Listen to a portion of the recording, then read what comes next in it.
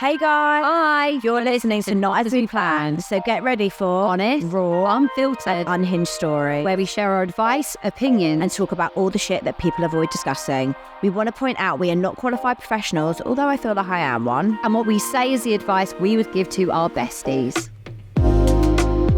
Hey guys, welcome back So Not As We Planned. Not As We Planned. Hope everyone is good, having a great week. Loving that the weather is just nice now. I don't know how long that's going to last. So I guess you got to Dulled down a bit today and I didn't get the memo. Yeah, I went on a walk and I was like, Were you in a t-shirt? luckily I put a denim jacket on, but I was still freezing. I've literally dressed for holiday and I was like, okay, cool. Yeah, where is the sun gone? It's back tomorrow, it's fine. Yeah, so do you want to give us a update? On here, what to share on Patreon, to be honest. So, I did go on a date on Friday. It was a nice first date, but he's just not what I'm looking for. It's giving red flags. Yeah, there were a lot of red flags for me. And do you know what? I'm really proud of myself that obviously I've been actively doing the work and really working on my self-worth and being sure in what I will and won't tolerate. And I think it's one thing knowing that, and it's another thing putting it into practice. I do think I can see how you can. I won't lie, there were some red flags before the date. And Why? What? I didn't know that. there were. I'll tell you afterwards. Sometimes people. That was really funny. When you were on the date and you were telling me it was going really well, me and James were like buzzing double date. He can cook. James was like, do you think he can make a good beef Wellington? I was like, yeah, definitely. It was a good day. We're really annoyed. Sorry. But I'm actually really proud of myself that I was thinking these things don't sit right with me. And actually, I'm at a point where I don't need to give people a chance and see if it's a thing. Like for me, if someone's waving a big red flag, it's a no from me. And I'm really proud of myself for holding my boundaries. And, there were certain elements already, after one date, just a lack of ability to communicate. I could just see things flashing up. And in my head, I was thinking, God, if you got into a relationship with this person, this would be an issue. This would be an issue. And I just thought, it's not for me. And I just said, I wish you well. I just said it's just not for me. And that was that. And I'm just really proud of myself for becoming this person. I think if that was me 2 years ago, I probably would have ended up in a relationship with him, if I'm being completely honest, because I had such a lack of self-worth. And, I could focus on all the nice things, like the effort he put into the date, and really focus on romanticizing it, being like, he took me for a romantic picnic in the park and he cooked for me and this, and I could focus on all those things and forget about the other things. But I really think it's important when someone starts to show you who they are, to really listen to who they are and to not ignore the person they're showing you they are. And I don't know, I feel like it's like what we say, every date is an experience. I'm not here desperately trying to go on dates. I've been on 3 dates since I've been single. And I have actually... 3? Yeah, 3. Who's the third? The one in the park, the coffee date in the park. And then we went out for dinner that same night. Oh, yeah. What about him? He didn't make an impact on me. Well, you saw some of the people coming up on my app. Oh, my God. Can we just quickly take a moment for it? So Carly sent me a few photos of this guy that she saw on Bumble. And I mean, he had better legs than me, to be fair. He basically was a cross-dresser. Yeah. And do you know what? Good for him putting it out there, showing who he is, because someone will be okay with that. But he used to love that shit. Yeah, but it was one photo of him as a man and then 6 photos of him in a wig, full makeup. Way better legs than any of us. Yeah, and then I said to Carly, it'd be quite cute. You could do your skincare routine together and do get ready with me, and your earrings are nice. So we changed them. Winner of am I? Yeah, you're better than any man. That one. Yeah, they're all Willer and I really like that. Yeah, I'm so annoyed. I literally cannot put anything in these third holes except real diamond or one that I got pierced with. Bougie. I lost one So I had to put my diamond one in. Like, that's too big there. But if I put something in like one of those little ones, it was so annoying. Yeah, no, I put a hoop through that bit. I thought it was quite cool. Yeah, that is. I'm gonna get another piercing.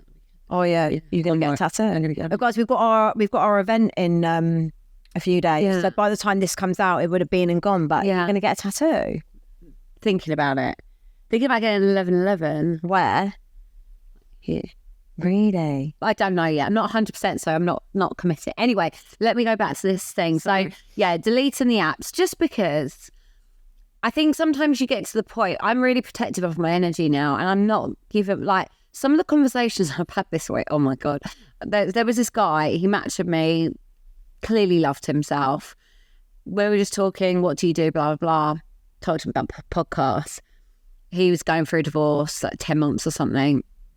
How did it end? Oh, I was messaging other women, like I wasn't getting what I needed, and I was like, she openly said that. And I was like, I went, you might want to send my podcast to your ex-wife.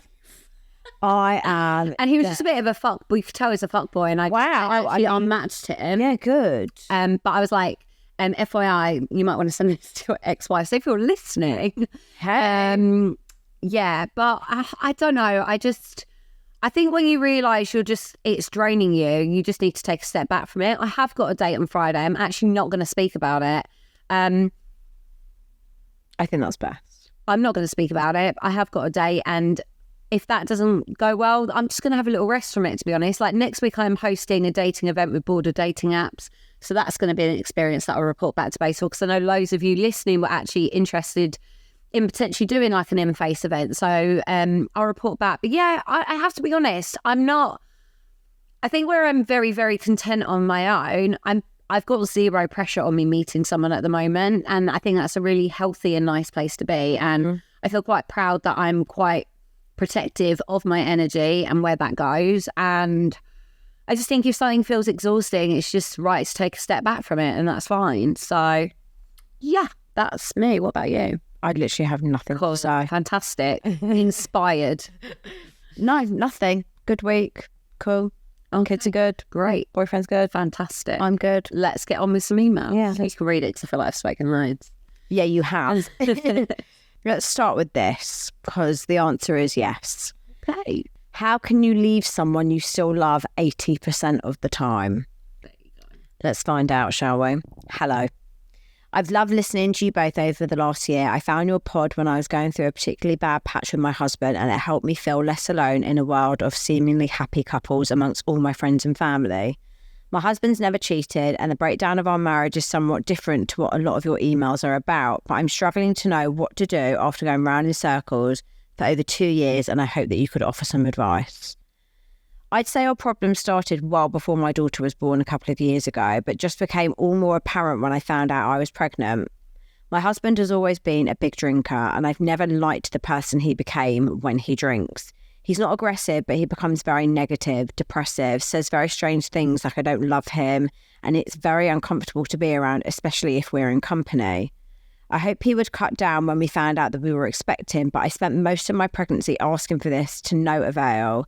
He eventually did stop about 1 month before my due date, and he didn't drink for about 8 weeks after our daughter was born, but it slowly crept back up, and it's been a cycle of our lives ever since. Him promising to quit or cut down, me believing it, he will cut down for a few weeks and then he gradually creeps back up again. He also works in a pub. So works most evenings and all weekends, so our only time together are 2 weeknights where most of it is spent doing bedtime, making tea, etc. So we don't get a lot of quality time together. We started counselling a year ago, which I do think helped a lot, but at times it felt like it was helping our relationship come to an end rather than keeping it together. I know I have a lot of resentment for the last 2 years, things he said while drunk, the lack of support, being up all hours with my daughter in the night while he is downstairs drinking. We stopped counselling about a month ago and thought that it was it. The last evening it felt as though our relationship was over. He was distraught and promised he would change. The drink would stop completely and things would get better. But lo and behold, we now seem to have been through another cycle. He doesn't think he has a problem. It's less the fact that he drinks and more the person he becomes when he does that I hate. And the thought of my daughter ever waking in the night and coming down and seeing that person as she gets older, which also scares the hell out of me. How can you leave someone who you love 80% of the time but hate the other 20% of the time? We've been together since we were teenagers and now in our 30s, so it weighs so heavily on me, the thought of separating and breaking up our little family. But surely if he was going to stop, it would have happened by now. I feel like a lot of the problems are also now turned around on me. We're only intimate about once a week and he feels as though I don't want to, which if I'm honest, I don't, especially if he's had a drink, or often he won't come to bed with me. He'll come to bed after 12 or 1 a.m. when I'm asleep and starting cuddling me, but then I'm so tired from working full time and our daughter always wakes early. It's the last thing on my mind in the night. It's just not how I imagined our family life at all, but I'm too scared to leave. Financially, it would be such a strain on us both, and I'm so worried how he would cope. I have good support network with my family, but he doesn't have close friends and his family have never been the best. My mum knows about all of this and has supported us through it all, but always feels as though she's trying to convince me to give him another chance. I should add that my dad was a heavy drinker when I was a child, so this adds to my dread as I've seen what it can do, and I know how my mum felt about him towards the end of their relationship. Sorry for the long email. I really hope you get to see this and can provide some sort of advice or help, as I just feel so lost at the moment. As always, please keep me anonymous. Thank you for reading. I think it's really dangerous in relationships when resentment seems to take over. And I feel like just listening to that, there is so much resentment, perhaps on both parties.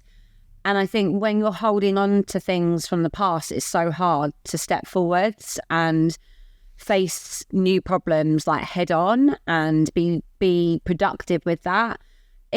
It does sound like he has got some kind of alcohol problem, and I think that does seem to be the underlining problem, and I guess that stems to some kind of like addiction. And I think when you've exhausted all avenues, you know, you've tried therapy, you've longed it out, you're trying to wait for those changes to happen and you're not seeing those changes, there is only so much you can do, and there's only so much we can carry on just surviving and accepting things that don't make us happy. I think if I was in your position, I'd be quite content knowing we've tried therapy, we've tried this, we've spoken about it, I've expressed, you know, what it is I need. And if things aren't changing, like we always say, you can't control another person, you can't control them making a change, you can't force them to make a change. At the end of the day, the only person who has the capability to make a change is that person. And you have to also be selfish enough to want more for yourself, and that's also okay. It's okay to need more than you're getting, and it's okay for you to walk away from that. I feel like I'd be really interested to know whether you've ever had a conversation with him where you have literally put all your cards on the table and said to him, if you do not make changes, I'm gone.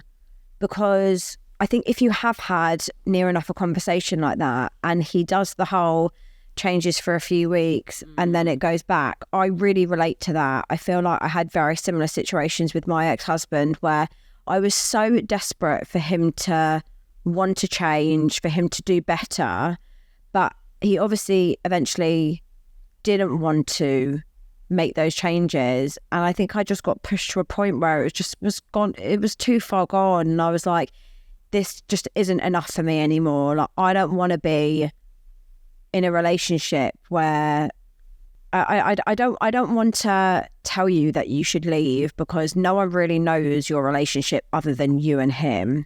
But what I will say is, it doesn't sound like, even when you put the drink aside, that he's particularly supportive of you. It doesn't sound like you're doing anything quality time wise. Like, I would almost want to strip it back and say to him, like, I really want to start doing date nights here or quality time here, or it's not okay for even like the sex part.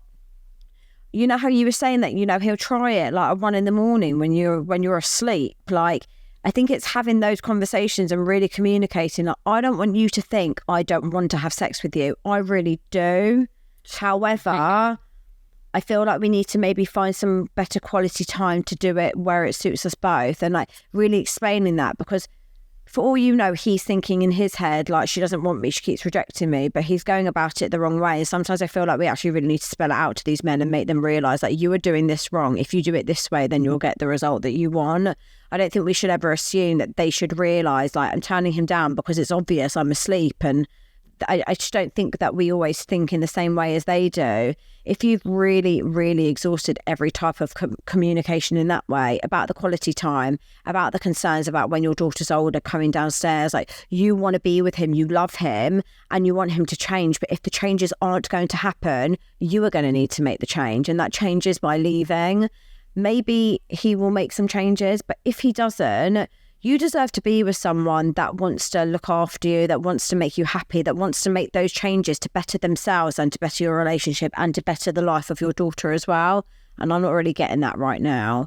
So you interestingly said, I love him 80% of the time. And I wonder if it is even... Yeah, I'm thinking it sounds more like 40. I wonder if what you're considering love is more familiarity rather than a feeling of love. You've been together for a long time. So that desire for that family unit, I wonder if it's actually more that. And actually, if you strip it back, it's probably more like 40, 30. Yeah. If you're really like, if you made a list of what everything that you love about him, and I mean things that are present right now, because you can't love that he supports you with helping with your daughter. You can't love the quality time you spend together. Yeah. You can't love the passion that you have. Let's take him off the pedestal. Let's stop romanticising. Literally make a list. Make a list of all the things you love about him and make a list of all the things you despise. And that's going to help you really look at it through a realistic point of view and take him off the pedestal. And I think that the hardest thing when you are considering separating from the father of your children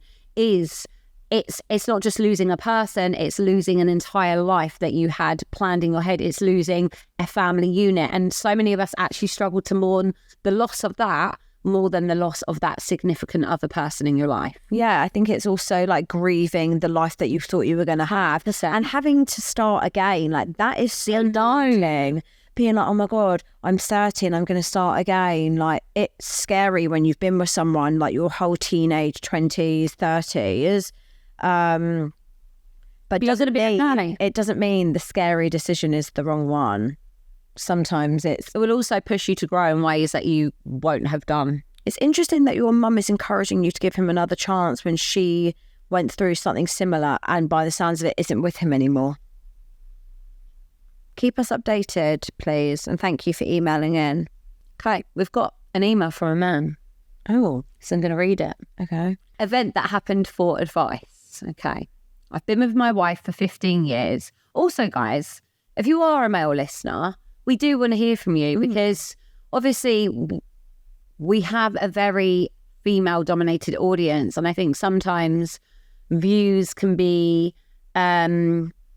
what's the word? Like, a bit biased towards like men being dickheads. And it's not always the case. We just don't hear from men. Yeah. So like, right on in. Right in. I've been with my wife for 15 years, almost 10 of those married. She's had a friend whom she's close with for a while, the kind of friend who she used to go out often with. Lunches, nights out, even overnight stays at times. This friend is a little wild and always has been. I've heard stories from my wife of her friends sleeping with married men and basically behaving very loosely in regards to sex. I pass no judgment. She's single and free to do so. However, I was always concerned about the position this puts my wife in when they are out together. I know this woman relatively well as I have taught her children and she has been to our house many times. I've shared these concerns with my wife, who has always played it down. Last year, my wife said she'd like to go on holiday with this friend. They were planning to go to her friend's dad's apartment in Mercia abroad for a week. I was fine with it, even when it transpired that it was planned and booked for the week of our 9-year wedding anniversary. Oh, that's a bit harsh. Yeah, it's a bit harsh. At some point, the trip was changed and it turned out they were going to Benidorm for 3 days. I'd rather not. And before going on to the apartment, something to do with her dad moving out there earlier than anticipated. I sat with her and explained my concerns about Benidorm and the positions her friend may put her in. having people back at the room or ending up going back to a hotel with her friend or being left alone. My wife assured me this was ridiculous and that she was able to make her own decisions and not get caught up in anything. I understand both sides. Do you? Yeah. Like, it would make me massively uncomfortable if my partner was going on some like wild holiday with a single mate who was like a proper like man whore. Yeah. But at the same time, I appreciate from her, like, don't judge me. Just I can make my own decisions. But then I don't think really would I want to go on a holiday with someone where we're in such different. I don't think I'd go with them just on my own. If I was in a group of friends and I had other people in my position or like who weren't like that. Or I may go away with like a friend that's single, that's a bit of a whore, but we'd do a spa weekend because that would suit us both. Do you know what I mean? Yeah. I wouldn't like go to Ibiza no way I'm a single mate. No. Or fast forward to the trip, and on the first night, my wife called me to say she'd been left alone in a club and her friend went missing for 2 hours with a man. Then did the same thing later on in the night, and my wife ended up being walked home by the first man her friend had disappeared with. Because of this, I was worried the next night. I woke up early wondering if she was safe and well, and decided to check Live 360. What is that? It's the same as like Find My Friends, but for like a Samsung. Okay. We have this for the kids. Upon checking it, it showed my wife was at a different hotel and had spent the night there. I would be like losing my mind. Fucking hell! How did he even go to bed? No, I'd be on the floor having a heart attack. Yeah, it's over. Oh my God, stop! That's actually giving me anxiety. This was the morning of our 9-year wedding anniversary. Oh fucking hell! So far, rubbing salt in the wound.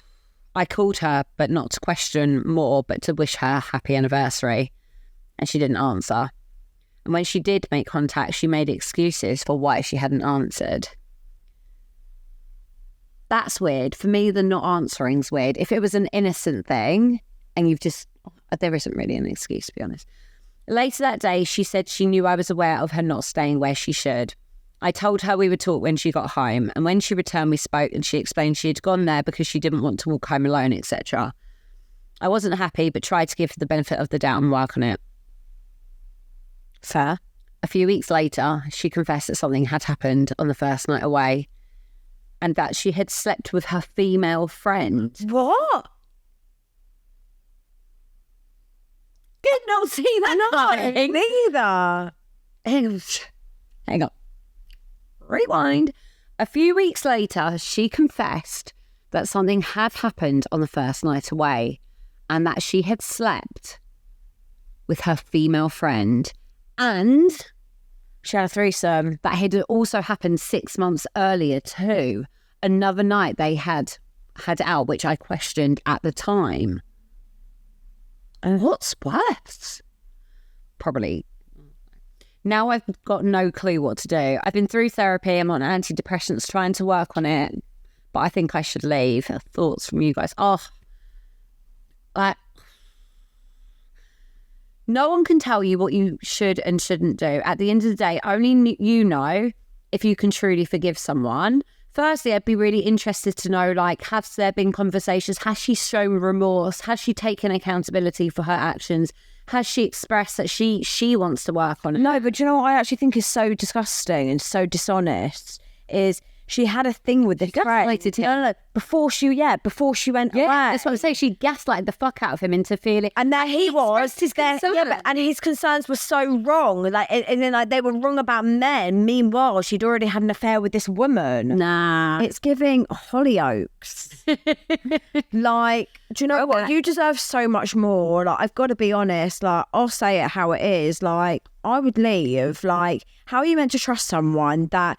Obviously, she didn't have remorse from the first time because she then, Wow. I'm still processing. Yeah, she was happy to gaslight you, make you feel like it was a ridiculous thing for you to think that it was inappropriate for her to potentially be left with men.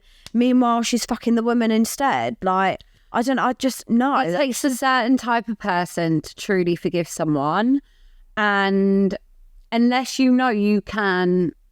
Sounds like they don't have kids yet. Sounds like, which is a bloody... No, they do because they have that app for the kids.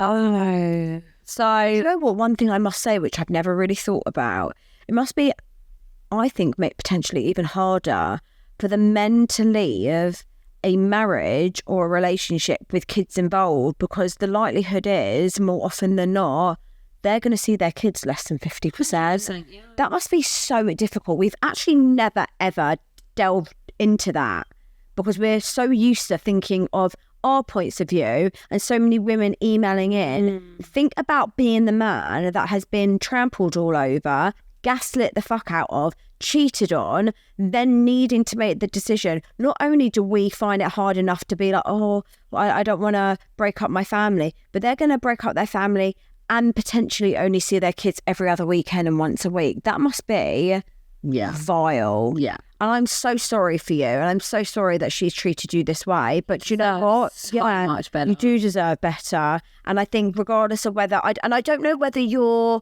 questioning it more because it's been with a woman and not a man, but I almost feel like it's even worse now, because how are you meant to trust her with anyone? Like, now all it's done is just open the floor to Everyone, Yeah. come on in. Yeah, Wild, absolutely wild. I'm really glad you're going to therapy. I think that's really Taking good. accountability straight away. Like, honestly, it's nothing. It's not a you problem. Like, this woman is untrustworthy. You deserve so much better. The fact that you like expressed your concerns and she sat there and gaslighted you into like, oh, just it's really infuriated me. But yeah, like, you can absolutely do a million times better. You're probably never going to trust the woman again. I certainly wouldn't even trust her going to Tesco's, to be honest. Right? I mean, yeah. Right? Probably flirt with a fucking pint of milk at this rate. So I was thinking more the aubergines and the bananas. no, she's not into that. Anyway, yeah, honestly. Keep us updated, please. And thank you for sharing. And any other men listening, please. Keep them coming. You know, even the micro penises and, you know, whatnot. Waiting for my photo. Yeah. Okay, this is an update. Cheating story update. Let me see if we can see. I can't see what it's from, so we'll just have to read it and hopefully we get the gist. Okay. Hi, lovelies. I thought I'd send an update in after I heard you read out my email last week. First of all, I love your bluntness, Tash, regardless of the handful of negative comments on the post and people. No, this one is. What? This is the one where I gave the harsh. No. I was saying I was blunt. What was I blunt about? I'm always blunt. Yeah, standard. A handful of negative comments on the post from people who hadn't listened to the full podcast and therefore didn't understand your directness. Also, thanks to you, Carly, for saying he's punching. Oh, hold on. Oh, no, it's about the photo. The photo. Oh, The slag. Yeah. So this is about the one who Tash said she sounds like a slag. No, she looks like a slut. She looks like a slut. Do you know what? In my defence, what I will say is She did. I think that when you suddenly have this image of someone before you even look at a photo, you're like, she cheated, like she openly cheated, like slut. Like, and I know I'm not, you know, people were giving me grief about like shaming women for what they look like. Anyone that knows me knows I'm a girl's girl. I'll always be a girl's girl. But when I hear that you're not a girl's girl and you're sleeping with someone's husband knowingly, the easiest thing to do is just call you a slut. I didn't call you ugly. I didn't call you fat. I didn't actually say anything about your appearance. Like, what does a slut even look like? It's really just a word to use to get some anger out without being personal. So, yeah, just like, don't be a slut. Okay. I just want to say thank you for both of your kind words, and you'll be glad to know that I've snapped out of it and stopped negatively comparing myself to her. I haven't felt I'm able to confide in my friends or family yet, so you can't even imagine how much it helps just to get it off my chest whilst hearing your advice and thoughts. I did end up messaging her. I called her a few mean words, home-wrecking slag being the most polite one, which I'm not proud of. She read it and ignored me, and then 2 days later sent me a voice note apologising, but used her trauma from her divorce as an excuse because her ex cheated on her constantly and told her it meant nothing and it was just sex, so she wanted to try it out for herself. Maybe she needs to listen to the podcast. I actually can't believe women like this exist. She clearly has her own insecurities. But That's always going to be the case. You guys realise this. Any woman that is happy to throw themselves on a man, has no self-respect for themselves, and absolutely has massive insecurity. So you can sit there all you want and compare yourself to them and be like, why is she prettier than me? Why is she skinnier than me? The reason why they're acting that way is because they've got absolutely no self-respect. They're trying to get external validation. 100%. Desired. Anyway, it takes two to tango, and she has no loyalty to me, and this is on him. He could have shot her down, but he didn't. He gave in to the temptation. A few days after I emailed in, I did put my big girl pants on and asked the cheating rat to go and stay at his parents'. If I'm honest, I actually felt enraged by his presence every time he tried to get close to me. We ended up sleeping together the night before I asked him to go, and annoyingly, it was probably the best sex I've ever had. But afterwards, the hurt and pain came flooding in like a tidal wave. It's strange how you can go from being completely besotted and in love one week to utterly repulsed by their presence the next. That's the grieving cycle as well. Switch goes. It's the sadness to the anger to the, it's not linear. After getting over the shock, I think I'm well and truly in the anger phase. Embrace it, babe. To say he's been grovelling is an understatement. He has begged and pleaded daily. He's asked us to go and spend time together to talk. So when we can, we have been going for a walk alone to talk. 9 times out of 10, it ends in tears from one or both of us. Obviously, a big thing is the trust, as the cheating happened whilst he was working away. He has started applying for home-based jobs. Hold on. I'll talk about this after. Despite the dramatic cut this will have on his income, he says he's doing this for me so that he can be at home every night and I don't need to worry. It might end up in the short term, but it's not going to make me trust him again. He's booked us for couples therapy, which I've agreed to, and we have our first session tomorrow. He's booked us for a weekend away in a few weeks for one-on-one time to try and repair things, but I've told him I don't know if I can go yet. I feel like he's doing all the right things, but this feeling of betrayal is just brutal to me. The hardest thing for me in all of this is how this has changed me. I've gone from happy and bubbly to cold and angry. It's affected every aspect of my life. I've had to cancel work meetings because I just can't put a brave face on. I've stopped going to my PT and I keep making excuses to cancel things by telling friends I'm poorly. My family know that something is up, but I've lied and told them that I'm just unwell and stressed with work. Because he works away a lot, we've been able to disguise all the mess from the kids. He comes over during the day and takes them out and then comes home for meals and bedtime. And then they don't know he's sleeping at grandma and grandpa's. I don't want them knowing anything until I'm sure of what I'm doing. If I give him another chance, it will never be the same again. Our relationship has changed forever, and that's the hardest pill to swallow. Even if I'm able to forgive, it will never be forgotten. I love him with all my heart, but I hate his guts at the same time. I'm going to give it some time with the couples therapy. I've given myself a deadline of 3 months to make the final decision, and I'll update you both then. Can I just quickly point something out? He is changing his job to be at home to make you feel more secure. I know someone that did this, okay? I know someone that was engaged to a man who cheated on her at work, and once it got found out, they cancelled the wedding, but she stayed with him, and they moved his job to being at home. It changed nothing. It's just a plaster. That doesn't mean that you're going to trust him more. It just means that he is now on a lead. That will also make him resent you because you are not forgiving him. You are prisoner, like you're making him a prisoner, and he might be happy to do it right now, but I'm telling you now that will eat away at your relationship. I'm glad that you're going to therapy. That's fine. I'm glad that you've given yourself a deadline, and I'm glad that you're maybe not showing the kids because you don't want to confuse them. And one of the rules that I've always held to is do not tell the kids unless you are 100%, because it's so much more of a head fuck if you let them know that you're breaking up and then you're getting back together. But the reason why you're not telling your friends is because you don't want to hear what they have to say. And that is one of the biggest red flags in a relationship. When you start withholding information about your relationship from friends, it's because you know that it is wrong and you know they're going to give you advice that at the moment you don't want to take. That is a big telltale sign as to where you are at the moment. I might be wrong. This may work out, but I don't think it's going to. I feel like I'm actually going to say something that's going to surprise you. You're going to tell her to give him a chance? No, I'm not necessarily saying that. Look, everyone knows where I stand with cheating. Mm-hmm. Everyone knows that. I do believe. Remember, he didn't tell her he got caught. No, I know. I'm not like saying give him another chance. I just think it comes down to, and I guess this is what you're probably going to be able to explore through therapy. You're not going to know if you're truly able to forgive someone. I know as a person, I would not be able to forgive someone for cheating on me. I know people who have, and I know people who have worked through it to get to a place. Do you think they're genuinely happy?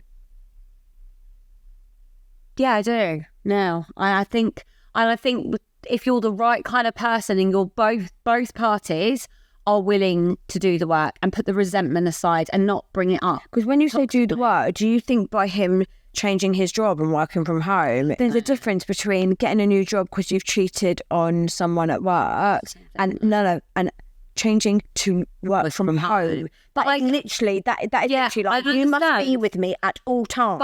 But she's not said that, and I understand that.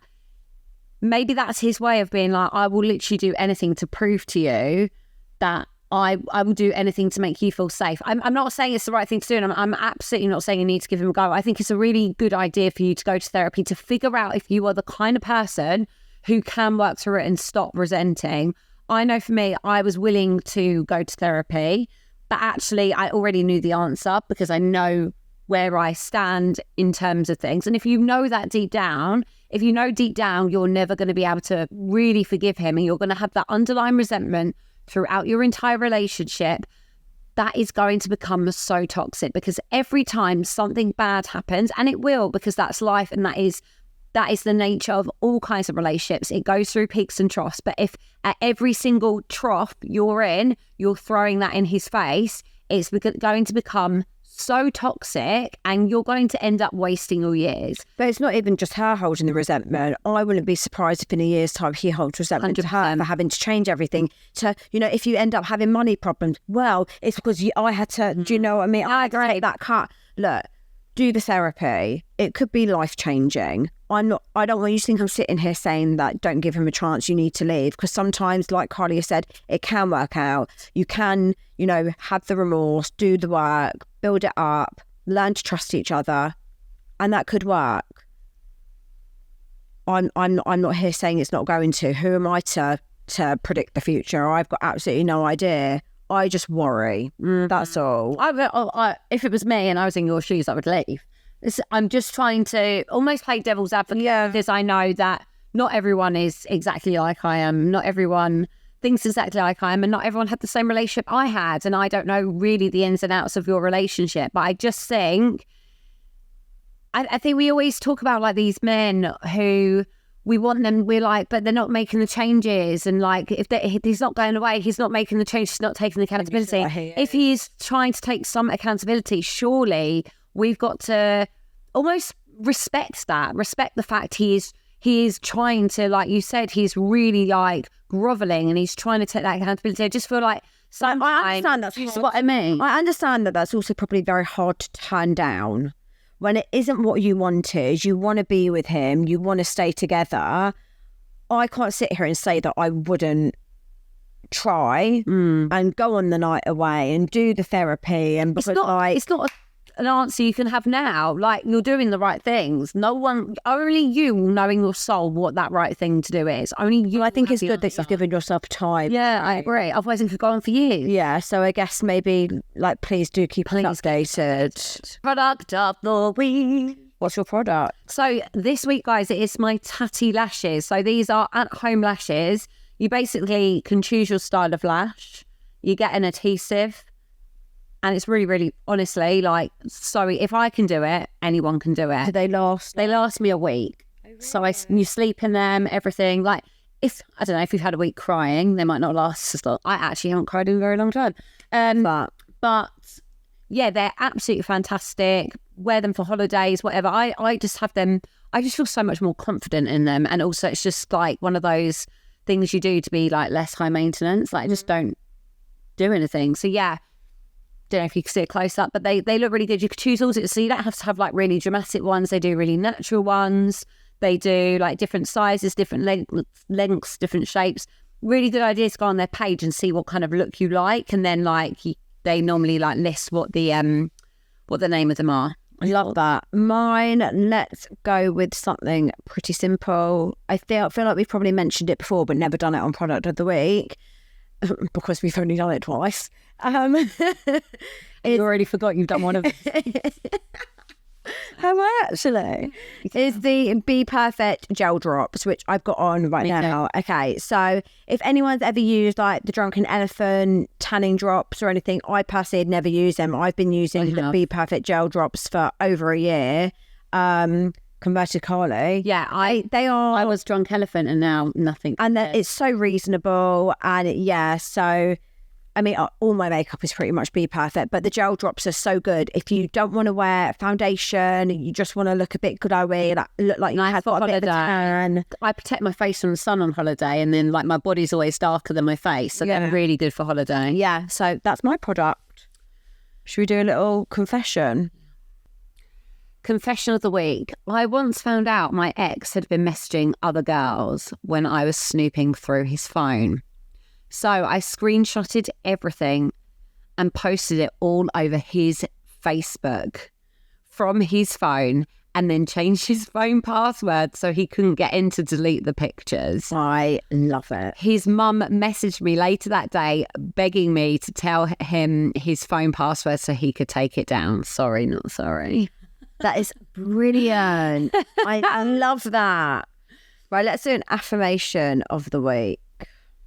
I guess it's just like, I want you guys to really realise that however unhappy or sad you might be feeling at times, or you're in a really dark place, please just try and look for those small little golden nuggets of goodness, because everyone has them. Even if you're having a really, really shitty day, you're going through a really, really shit time, try and just embrace those small moments that actually bring a smile to your face. Little glimmers. Yeah, like we have them. Be grateful for them. Gratitude makes such a difference to your day, to your mood. 100%. Try and so go and have a fantastic day, and go and give us a review if you're feeling particularly fantastic. And follow us on Instagram, TikTok. We're doing a lot more teasers on TikTok as well, by the way. And go and subscribe on YouTube. Love you. See you next week. Bye.